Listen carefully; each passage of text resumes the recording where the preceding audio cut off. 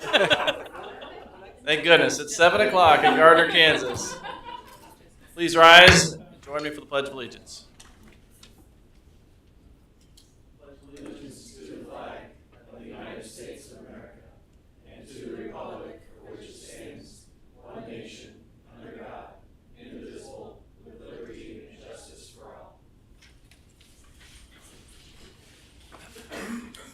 All right, good evening, everyone. We've got a decent crowd out there for 125 degrees.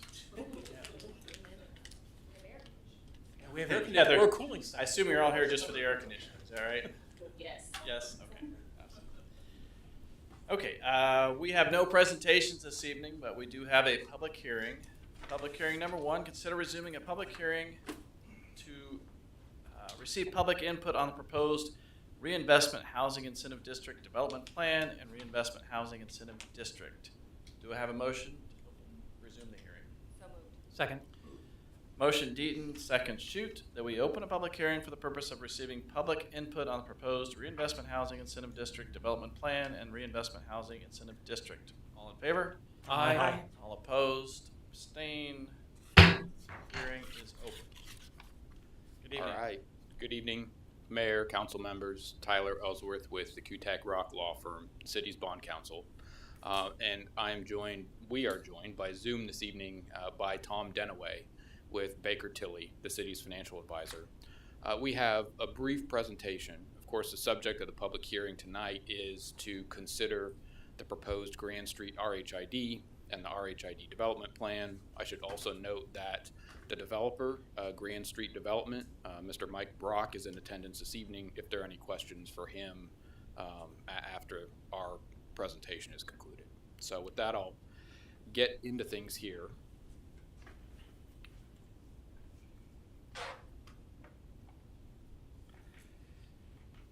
And what I want to touch on this evening is really some of the elements of the RHID plan. The RHID is a structure, and we'll get into what that entails. But the RHID development plan includes several elements, including the project location and details, the structure of the RHID itself, what the developer's obligations are under the agreement with the city, and the RHID development plan also looks at a financial feasibility analysis. So I will walk us through some of these elements, and Tom Denaway will walk us through the financial feasibility analysis on the last slide. So with respect to project location and details, this is a general map, a map of the general area where the project is located. You can see that it is north of Grand Street, roughly between Gardner Road and Moonlight Road. It's essentially the north portion of property that's just on the other side of Grand Street from the middle school and the elementary school. This is an enlarged view of the east side of the project, and the 4 areas shown in teal, beige, and pink here on the right comprise the RHID component of the project. On the eastern portion of the project, we have the RHID structure. The western portion of the project does not fall within the RHID structure. The developer is still building it out without RHID assistance, but that's part of our overall agreement. So in the teal shaded area, the developer is proposing to construct approximately 87 senior villas. In the pink shaded area, approximately 110 senior townhomes. In the beige area towards the top of the map, approximately 132 independent senior apartments.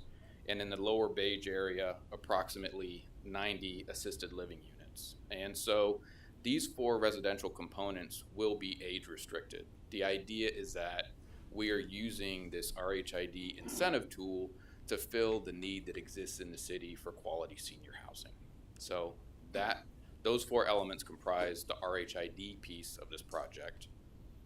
Moving over to the western portion of the project, we have in this sort of reddish brown area approximately 76 estate style single family homes. Again, this portion of the project will not be age restricted and it will not be subject to the RHID. Because the RHID is really geared towards seniors, even though there's a portion of the property taxes that would have otherwise gone to the school district as part of the RHID structure, because these are senior units, we don't anticipate that there's going to be any sort of significant increase, maybe any increase, in the number of school-age children that are enrolled in the school district. So wanted to point that out. This is a graphic depiction of sort of how RHID works. On the left, we have kind of a diagram of how property taxes work without a project in place, where the land is vacant or undeveloped. On the right, we have a depiction of what the property tax looks like after the project is built. So on the left, we have the base property taxes. Those are the property taxes that are currently generated just from the vacant land or the agricultural land without residences built on it. On the right side, with the project, those base property taxes are still collected and they're still received by all the different taxing entities, the city, the county, the school district. There are two darker gray slivers above the base, which represent the state's 1.5 mil property tax levy and the school district's 28 mil levies, which is their general fund levy for 20 mils and their 8 mil capital outlay levy.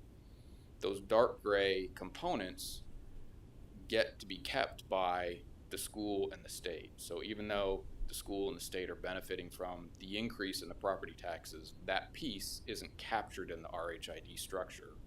The RHID structure really generates the property tax increment shown in blue at the top of the diagram. That's the property taxes that are increased that are distributed, well, not distributed, but available to distribute to the developer to reimburse certain infrastructure costs. We have, with staff's help, negotiated a development agreement with Grand Street Development. And this is a little small to read, but the point is the different components, the 4 senior living components and the estates component, will be constructed in 3 different phases by the developer, and there are milestones by which the developer has to complete the infrastructure and the amenities for each of those project components. So the developer is obligated to get moving here. There is, under that same agreement, a $6.6 million cap in the amount of infrastructure costs that the developer can reimburse for under the RHID structure. And even though RHIDs can go for 25 years under state law, we've negotiated a maximum 16-year term. And Tom Denaway will talk a little bit more about that in just a moment. And I think that's probably a good segue. This is his slide. So Tom, can you hear us? Yes, I can hear you. You guys able to hear me? Yes. All right, great. Tom Denaway with Baker Tilly Municipal Advisors. We worked on behalf of the city to complete the feasibility analysis. So just going to hit the high points from that analysis tonight. So ultimately, the goal of the feasibility analysis is to identify the anticipated reimbursable project costs, and then identify that there are sufficient RHID revenues to reimburse the developer for those costs. So that's the short stated goal that is very longly written within the feasibility study, the summary of which is on the slide in front of you. The slide in front of you identifies the anticipated or projected future RHID revenues generated by the project as it's built out over time, subject to market values coming in as projected and subject to future tax rates staying current. The goal of the RHID study or feasibility analysis is to identify that the future revenues are sufficient to reimburse the developer for the $6.6 million in project costs that they're going to incur up front. This is a pay-as-you-go project, so the developer is required to fund those project costs now, but will be reimbursed over time from future revenue sources. As a result of that, they will be required to borrow or fund internally that project cost.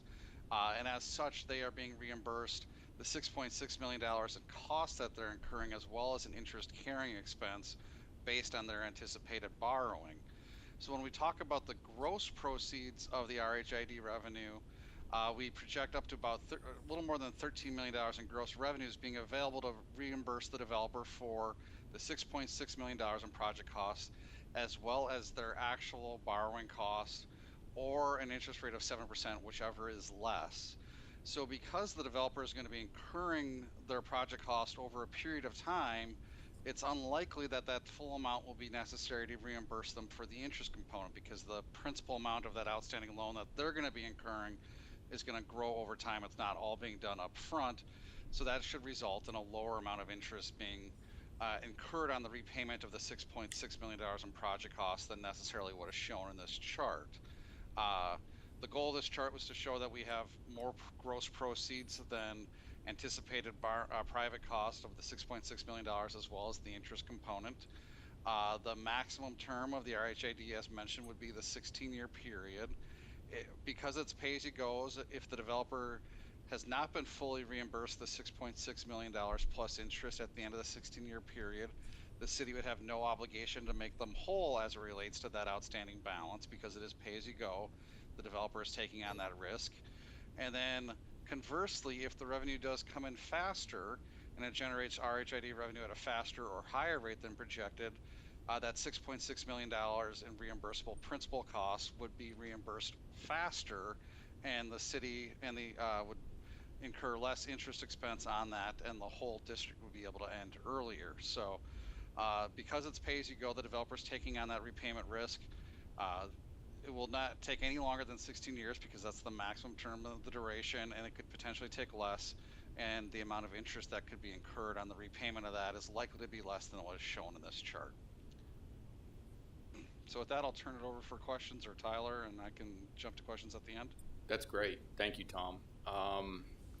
I think the only thing that I have left to add is just to describe that after the public hearing this evening, if the public hearing is concluded, then the first item of new business on your agenda is to consider an ordinance, and that ordinance establishes the RHID, it approves the RHID development plan, and it also authorizes the city to sign the development agreement between the city and Grand Street Development.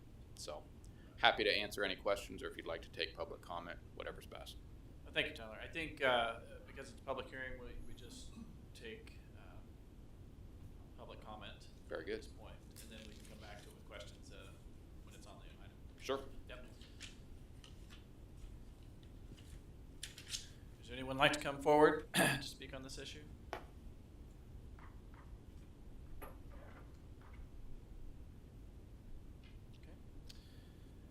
Then do I hear a motion to close the public hearing? So moved. Second. Motion Shoot, second Deaton. We close the public hearing. All in favor? Aye. All opposed? Abstain? Public hearing is closed. Thank you, Tyler. Moving to public comments. At this time, members of the public are welcome to use this time to make comments about city matters or items on the agenda that are not part of a public hearing.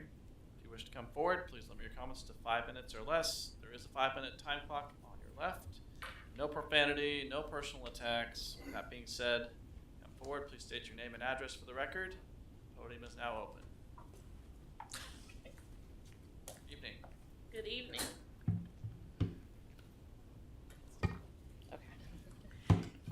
Good evening. My name is Dawn Lastly. And I'm Maria Moss. And you said my address? Yes, please. 16835 Pratt Street, Gardner. 630 North Olive Street. And we are here as parents on behalf of Project Grad for Gardner Edgerton High School. Just have a quick comment. And it dropped. So for Project Graduation, for our high school, it's an after party held on the night of a graduation ceremony, running between 9 p.m. and 2 a.m.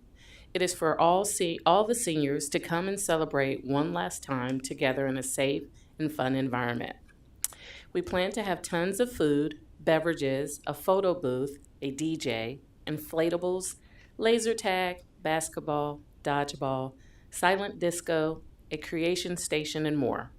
Just whatever the parents decide they want to offer. There are a ton of giveaways, and every senior will walk away with at least $100 worth in cash and or prizes. We are working on our over 400 seniors to be able to walk away with something really cool. I hope that gives you a good idea that what Project Grad is. The money to all of that stuff I mentioned, our goal is to raise at least $35,000 throughout the year. With the cost of everything increasing and area businesses, oh my goodness, being spread so thin, not being able to donate as much, we are requesting $6,000 plus to be donated by the city of Gardner. Edgerton has offered us $6,000, with the majority of our families,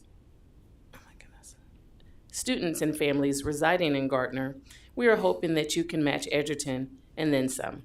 We would be deeply grateful for any help and support you are able to give. Thank you. Okay, thank you.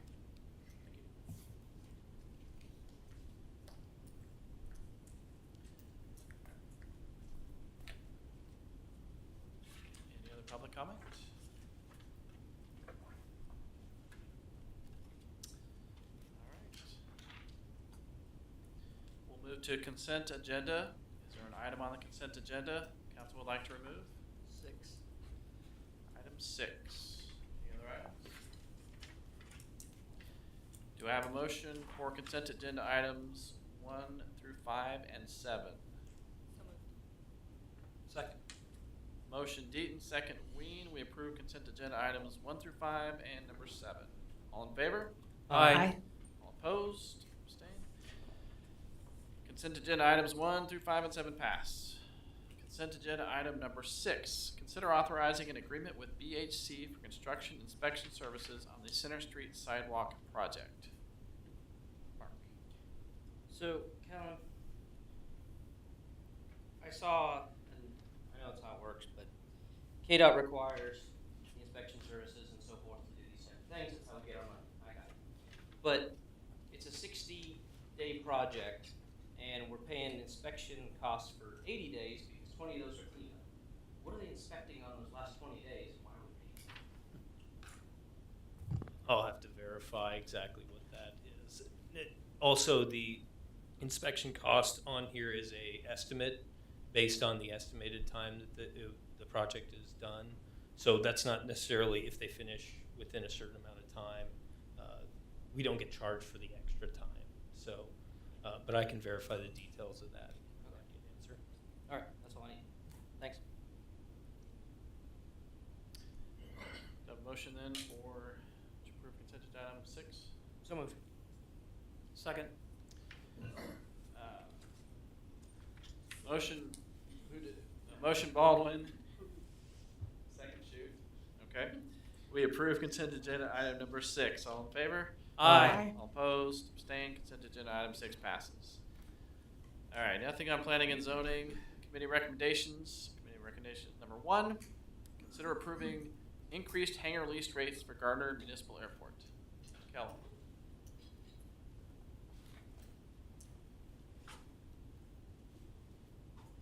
Good evening, Mayor, Council. Last year, the airport completed a business and economic study that was funded by KDOT. The goal of that study was to give recommendations to support the long-term economics of the airport and make it sustainable as a self-sustained airport. One of the recommendations that came out of that was that we should review hangar rental rates on at least every 5-year basis. This is in line with what general airports generally do.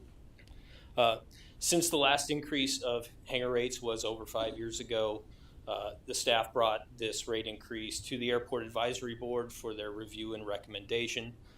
The staff proposed raising rates in alignment with the Consumer Price Index for urban areas. That's what we worked with finance and came up with that as just a good index of inflation for this type of thing. The index for urban areas has increased about 18.7% over the last 5 years. So what that really means is we've lost about a fifth of our buying power when it comes to maintenance materials and things like that we'd otherwise use for the airport, based on just keeping those hangar rates stagnant. After several discussions with the airport board, they approved recommending the new rates based on the inflation factor from the CPIU that are shown in the CAF here. Staff agrees with the board's recommendation to increase the rates. That the rate increase would be effective January 1st of next year. And so we suggest adopting resolution number 2131 to amend the schedule and fees and charges in Title 11 of the Gardner Municipal Code to update the hangar rates. Thank you, Kellen. We'll open it up to public comment. Seeing none, council, any other questions? I know when we talked about this 5 years ago, we were completely full with a pretty extensive wait list for hangars. Are we still in that position? We are. We're full with at least 30, I believe, about 30 on the wait list. Yeah. That's what I was gonna ask, is what's the current status of the wait list? And again, this isn't a review based on what any other airport's rates are. This is simply an inflationary increase. Yeah, and one of the reasons why we are so full and have such a long wait list is because our rates are more than competitive with other locations. You go to Johnson County Executive, and they are significantly higher than our rates. Yeah. And our rates will remain at the lower end and basically as accessible to pilots as we can make them. Yep. It's leisure, experimental flying. I know that we're also trying to build a new terminal too, so there's some question about, are we still operating at where we're doing some subsidy with the airport? Yes, I mean, we still have a pretty large subsidy from the general fund, but that's for all the kind of admin work that, city staff put in. Not really direct costs, yeah. Okay, so we're able to pick up our basic operations based on the hangar rates that are. Correct. And what this additional funding would do really would be, it would pretty much double our maintenance budget for the year, which Good. We've got quite a bit of kind of deferred maintenance that we've just not really been able to take care of. Yeah, that's been one of the big problems with the airport, so. Yeah. That's good. I like it. It looks like it remains affordable and keep having that popular. All right. Any other questions, comments? Thank you, Kellen. Thank you. Do we have a motion for committee recommendation number 1? So moved. Second.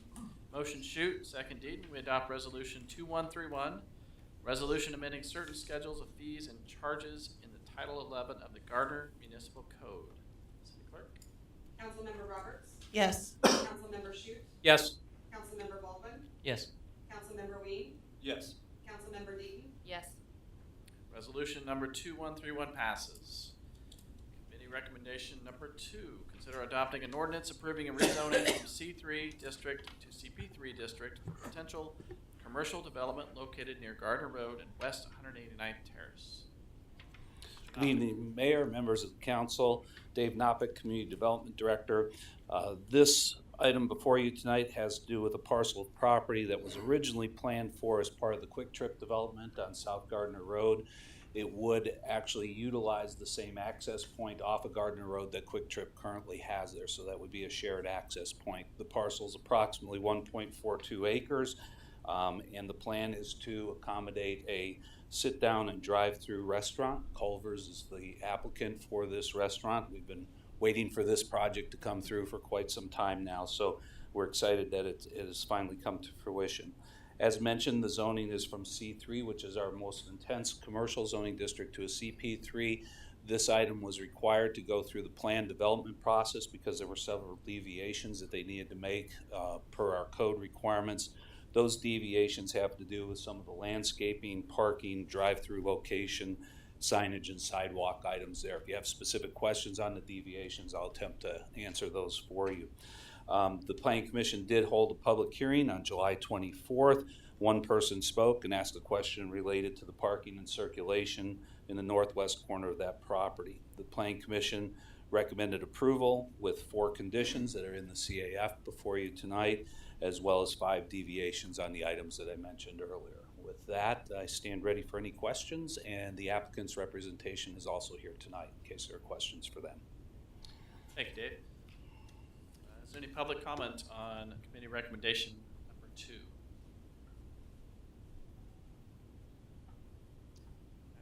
Council, do you have any questions, comments? I only have one question. It had to do with traffic flow with, I know that there have been some negotiations with the property to the south.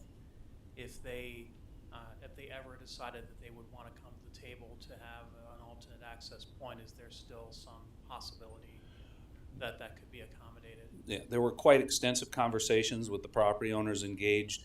After considerations, including Quick Trip, who was at the table with this, it was determined that that access would not be suitable for addressing all the needs of the parties involved. So at this point in time, the plan does not accommodate any access to the south. I would anticipate that the site would be developed per the plan without that access going to southern properties in the Good. future. I just wanted to get clarification on that. Thank you. When we start tearing up that section of the roadway for improvements over the interstate, is any of their new infrastructure gonna have to get torn up?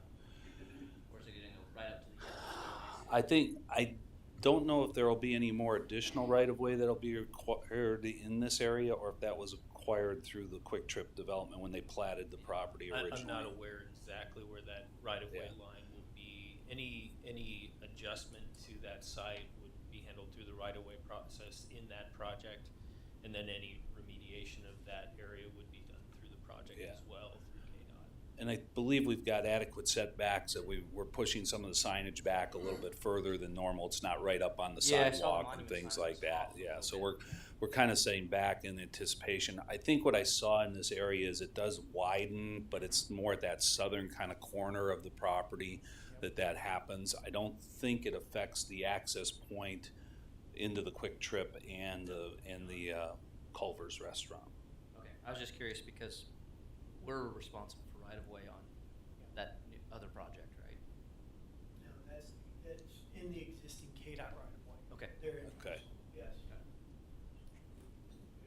It's not new right of way, that's been in there. Okay, good, thank you. And speaking of access, are we still in negotiations with KDOT about the left turn in on that particular? I'm gonna let Kellen answer that. I don't know that it's been finalized, but they've been amenable to that, so. Okay, I believe the latest discussion that we've heard about was a 3/4 access At with the very this. least. Yeah, so there would be no left turn out, but there could be potentially a Correct. left turn in. correct. All right, I'm okay with that. I don't really have any questions. I did attend the planning commission meeting, and I thought they vetted it well. They asked good questions, and I like that we had to be kind of creative to get everything to fit in that lot. So I like the plan. Yeah, this is a relatively tight site, Yeah. especially for the traffic that we're anticipating being generated here, and especially the drive-through traffic. Part of the deviation requests, like the parking and things that the Planning Commission were discussed, part of that has to do, they anticipate more highway traffic than a typical Culver's restaurant. It's closer to the interstate, so they're anticipating they'll have more set-down traffic. And so therefore, they were requesting the additional parking. Drive-through arrangement was kind of the same way, to get the circulation to work right with all the access that was available, or the limited access that was available. Arranging it with the drive-through on the front side was the best way to go at this point in time, so. Did Quick Trip have any comments in regards to people cutting through from the north to the south on the west side entrance? Quick Trip did not come and make any comments or any formal comments on this. I believe Culver's and Quick Trip have had some agreements in place since Culver's purchased the land a while back. So therefore, I think Quick Trip's, any issues they would have had were addressed through that agreement.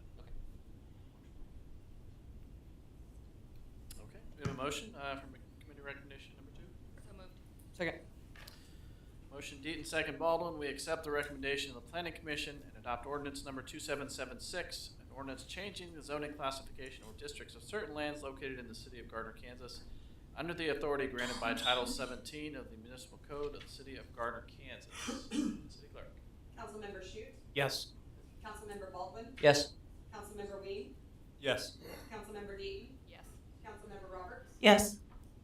Ordinance number 2776 passes. Welcome, and my children will be very excited. They've been saving up all their Scoopy tokens. Thank you. Moving to new business.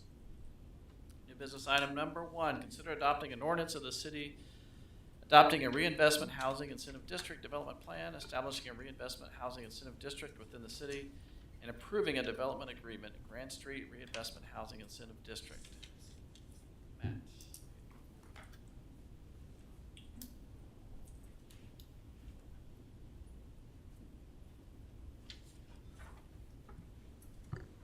Good evening, Mayor, Council. Earlier this evening at the public hearing, Tyler Ellsworth, Hutak Rock, and Tom Dunaway of Baker Tilly gave an overview and of basically the project, Grand Street project, and also the feasibility study. Also on May 1st, 2023, Council adopted resolution number 2122, making certain findings and determinations as a need for senior housing in the city. City staff believes that this project meets that need and recommends that you adopt the proposed ordinance. Thank you, Matt. We did have the presentation earlier. We'll open it up for. We did public hearing. Just questions. We already had a public Okay, hearing. so questions from council. Everybody's looking at Mark. 'Cause Mark- I normally have something, and yes, I like the idea of less incentive as we go, because we can be a little bit pickier these days. But I like this plan. I think it serves a need in our community. I mean, I've heard of senior living issues for at least 8 years,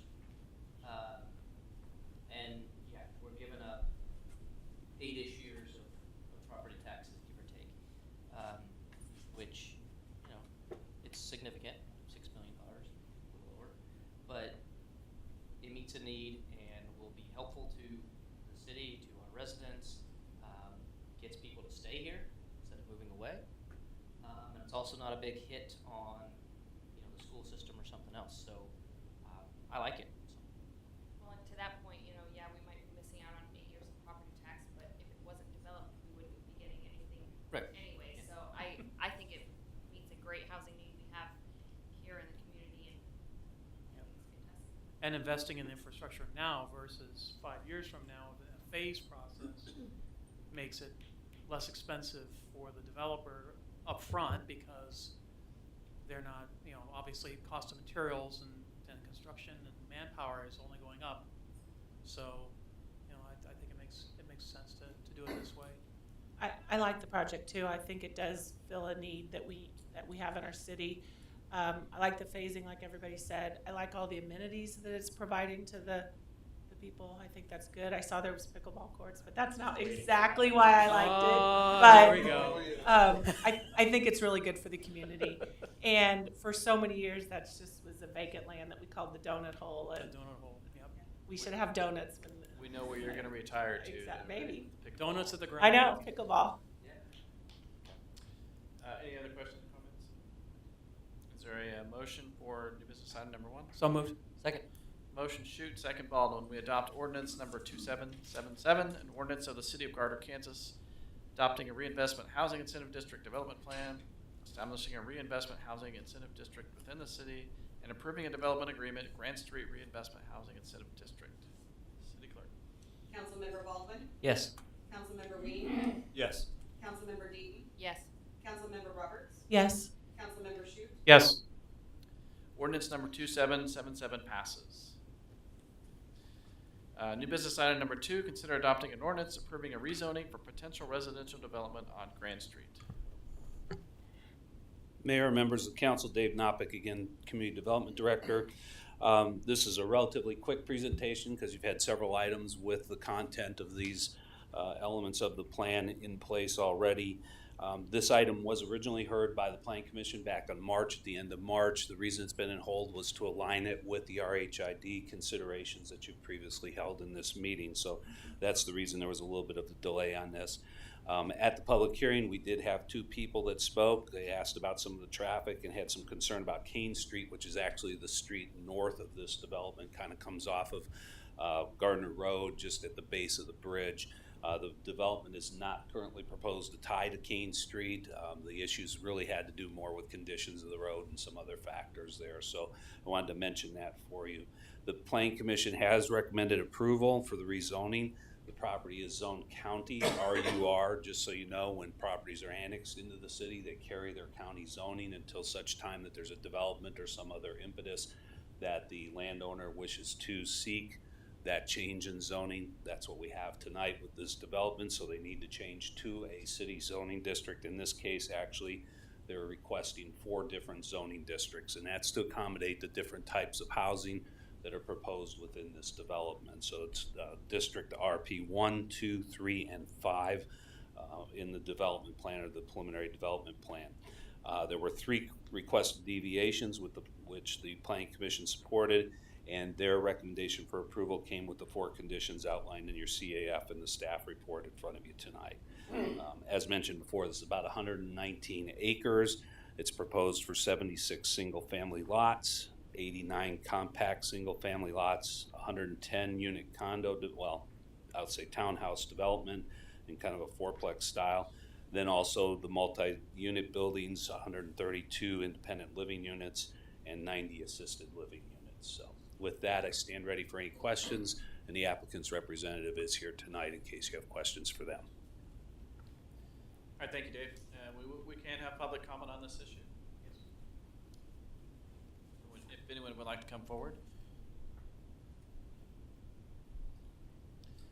All right, council. Yeah, I had one, and that has to do with Warren Street on the northeast corner of the property. I think that the diagram shows that it comes into the independent living portion of the project. I believe that's Is right. Is that so? Right now, Warren Street is industrial, and the road is probably in need of some improvement. It's not. I don't think that residential traffic has been down that road like ever. Are we planning on looking at that as part of this project potentially? It would not be part of the project per se. Obviously, the road conditions and things like that would be assessed by the Public Works Department. From the standpoint of the traffic considerations in that, they did have to do a traffic study, and there's a finalization of that. I believe that everybody was comfortable with what the traffic study was showing as far as the mix of traffic on that road. Kellen, I don't know if you want to add anything there. Yeah, that's correct. We can look at Warren Street as part of our pavement improvement program. Yeah. Yeah, I don't think it was included in the original because, again, there was no residential component on that. So we might have to look at that because I have a feeling a lot of folks are going to cut into there to get to the northeast part of that property. So, yeah, we'll certainly look at it. Okay, thank you. And I will say that'll also be looked at as part of the final development plans when those come in. So that's the other part. There's a second step process to this, which is by phasing. Usually we see the final development plan with each phase as it comes along. So it will get looked at again as part of that process. I just don't want to see it forgotten. That's all. Yeah. Dave and Kellen, educate me. Is an extended wet bottom detention basin more like a wetlands or more like a pond? I'll let you Because I know answer the originally there was a technical- pond in that Yeah. design. Yes. In the center area of the area, it'll be a pond. Yeah, there is some native replanting that's associated with establishing what I would call a drainage area into that pond, but there is a pond feature to this, yes. And it's going to drain to the north, right? It's not Correct. Yeah, so it's going to go underneath the railroad tracks, Right. the culvert that's there, and then over into what will end up being Cedar Creek, if I'm not mistaken. Yeah, the basin goes a little bit further south beyond the schools, but then it all drains north through that outlet under the tracks. Okay. Are you considering anything with Grand Street? Is there anything to consider this development? Based on the final traffic study, there may be some adjustments, some turn lanes, things like that, depending on where they are, and those will be included. Yeah, it'd generally be safety improvements of some type if there are requirements for that. Correct. All right. Thank you, Dave. Do I have a motion for new business item number 2? So moved. Motion Shoot, second Deaton. We can consider adopting an ordinance approving, we accept the recommendation of the planning commission and adopt ordinance number 2778, an ordinance changing the zoning classification or districts of certain lands located in the city of Gardner, Kansas, under the authority granted by Title 17 of the Municipal Code of the city of Gardner, Kansas. City clerk. Councilmember Ween, Yes. Councilmember Deaton, Yes. Councilmember Roberts, Yes. Councilmember Shute, Yes. Councilmember Baldwin, Yes. Ordinance number 2778 passes. Thank you. Okay, that concludes business. We'll move into council updates. Start with Chief Waldeck. We survived the air show this weekend. Pretty long and hot weekend, but no major incidents or anything like that. Mostly just medical calls. And this week is Employee Appreciation Week, and that's all I have. Okay. Did we have? We may not have all the numbers yet, but was there a lot of overtime? We did have a fair amount of overtime, but it's mostly reimbursed. Thank you. City Clerk. nothing for me tonight, thank you. Finance Director Wolf. We have the public hearing for the revenue neutral rate and the budget coming up on September 5th. The budget book's a draft of it's already online. I'll send out an email blast out tomorrow letting everybody know. And the budget and brief should be available later this week. It's Tuesday the 5th. Thank you. For the public. I know you guys will be here.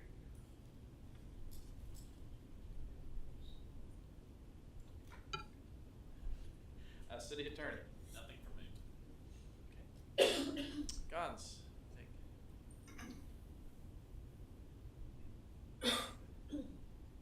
We have a project, Substation 4 land acquisition that included the preliminary design. Olson is about to finish the preliminary design. So I should have something for City Council by the end of September, early October. The bad news is due to production issues, supply chain, the equipment is 2 to 3 times more than previous years. So the original budget for Substation 4 was close to 5 million. Now you can think more like 11 to 15 million to build something similar to Substation 3. So that's the bad news. Wow. Yeah. Mark was having a great night. That's And why then we the have problem is the lead time, anywhere between 24 to 36 weeks. Sorry, months. Months. Sorry, months. Yeah, months. So the original construction date for Sub 4 was 2025. So I'll be bringing to City Council if we can start earlier, so we can finish by 2025, 2026, maybe. Then I'll be on vacation, and Bruce Baldwin or Jed Lemire will be attending the meeting. Smooth, gone. Nice one, guys. Just drop that and run. All right. Not gonna answer my phone calls for nothing. All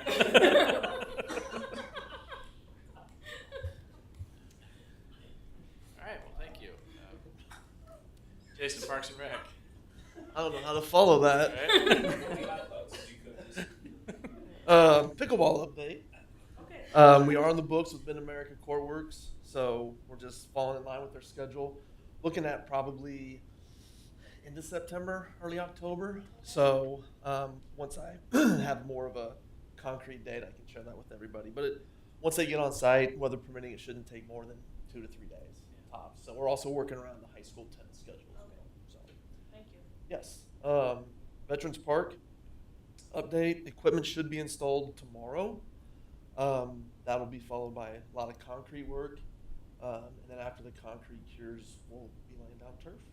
So it's coming along. So, and it's looking good in case you haven't driven by. So it's red, white, and blue, and it pops. So it looks really good. Awesome. And then last but not least, our fishing derby is this Saturday at Gardner Lake from 12 to 2. Got about 60 participants signed up so far. We partner with Kansas Department of Wildlife Parks, so weather looks like it's gonna cool off a little bit, so it'll be a good event. Awesome. Thank you, Jason. Dave Nopick. Just so everybody knows, we will not have a planning commission meeting next week. There were no agenda items. I don't want it to be taken as there's no development going on. We are still experiencing significant growth pressure. We are still getting a lot of inquiries. I would say there is a lot of behind-the-scenes planning that is going at a multi-jurisdictional level, primarily because of the development at Astra, and anticipating not just Panasonic, but looking beyond that in the years.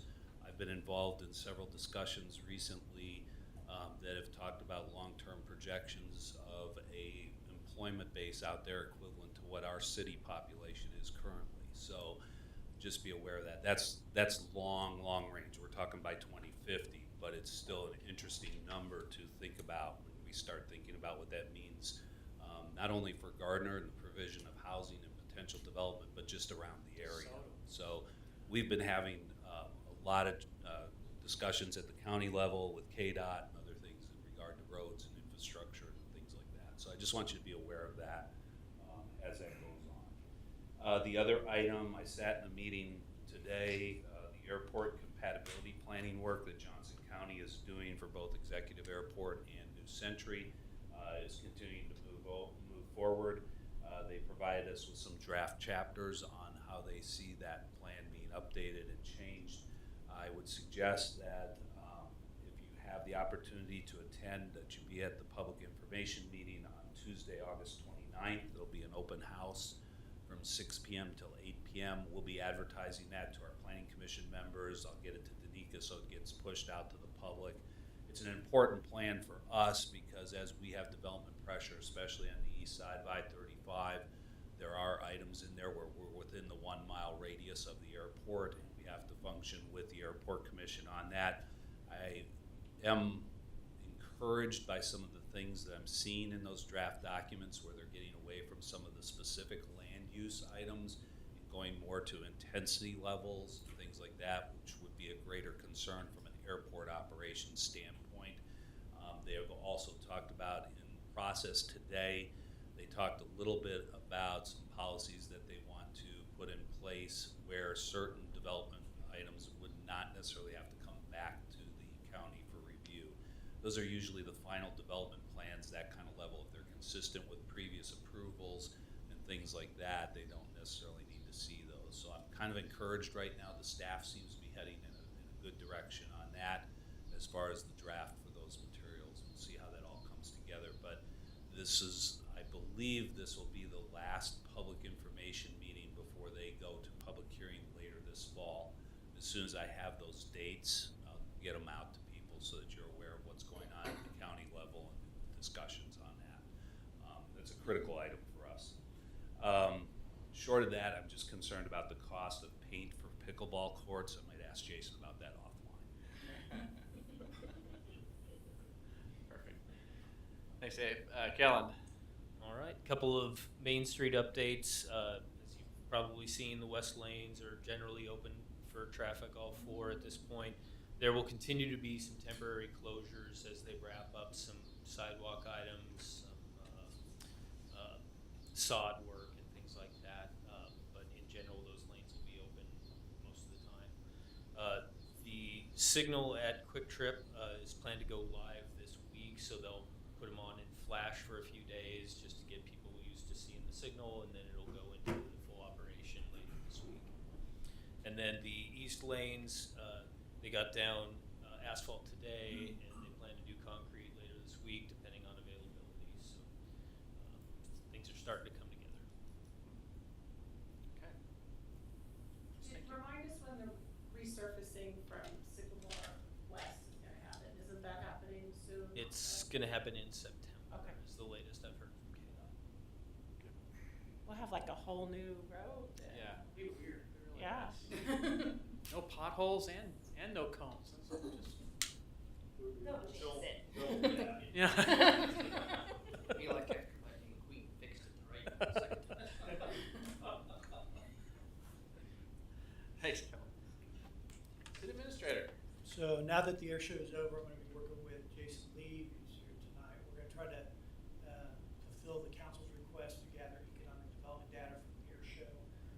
don't have the capacity at this time to do a formal study, but we're going to try to use all the resources we have available to get that information together. Thank you. Thanks, Jim. All right, let's, Councilmember Wade, let's start with you. I don't think I have anything tonight. Okay. Councilmember Roberts. Okay, I have a question for Matt. Remind us what we donated last year to Project Grad and what we have in the budget. 3,000, about the answers. That was both answers, okay. Do we want to discuss Project Yeah, Grad? it's like, Probably should. So we budgeted, 3,000. Mark, I think I know where you. I think everybody knows where I am. Yep. I don't think we can go in lower than Edgerton. We did last year, Edgerton did 5 and we did 3. Yep. I personally think we should do 6. I think it's a very valuable service that we're providing to our local students. It's a safe environment. I think it's win-win in my opinion. Anyone else? With the rising cost of everything, with the utilities bond we just got, you know, if we budgeted 3, I'm comfortable with 3 in the next budget process. If you want to look at Increase that. it. I don't feel comfortable going Yeah. too much higher than what we budgeted for. I'm kind of on the side of, I know you'd like 0. But we did budget 3, and I think that's good for now. You're absolutely right. We're getting hit with unanticipated costs all over the place. Not just the insurance costs, but also now we've got utility costs that are coming in at higher than projected. Everybody's tight right now. The citizens are tight. You know, my heart says, yeah, let's do it, but my head says there's no way. We just can't. We have budgeted 3,000. We'll probably need to just stick with that. All right.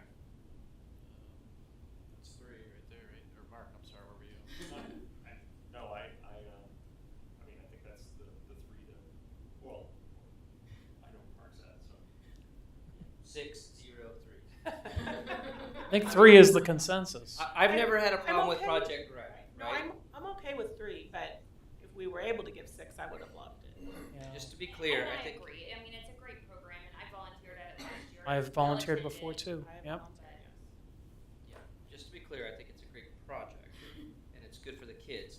I just don't think anything of that nature should be coming to the government to come back out of taxes. And if it's gonna go to any government, it would go to the school district that, one, Exactly. is a larger reach, i.e. Edgerton, and 2, it's for the kids.